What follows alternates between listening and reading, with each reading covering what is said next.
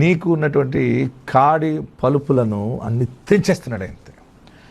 ఏ సమస్య, ఏ బాధతో నువ్వు తల దించుకుంటున్నావో, తల బాదుకుంటున్నావో, అయ్యో ఎలాగా ఎలాగా ఎలాగా అనుకుంటున్నావు కదా, వాటన్నిటినీ జీవము గల దేవుడు దాన్ని తెంచి పడేసి, ఇంతవరకు ఆ సమస్యల వల్ల నీ నడక అటు ఇటు ఇటు అటు నడుస్తున్నావు.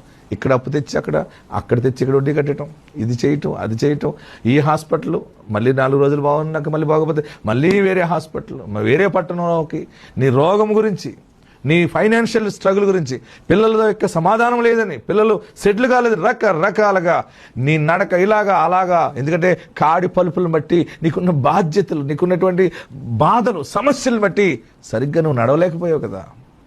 దేవుడిది నాని నీతో మాట్లాడుతూ ఉన్నాడు. నీ కాడి పలుపులను తెంపి మిమ్మును నేను నడవ చేస్తాను.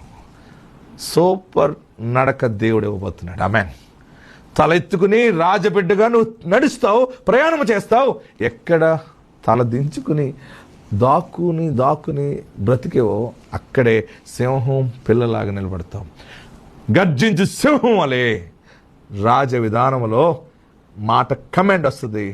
అన్ని రకాలుగా నీ నడక ఒక రాజ టీవీగా వెళ్తుంది అనమాట. అడవిలో సింహం ఎలా నడుస్తుందో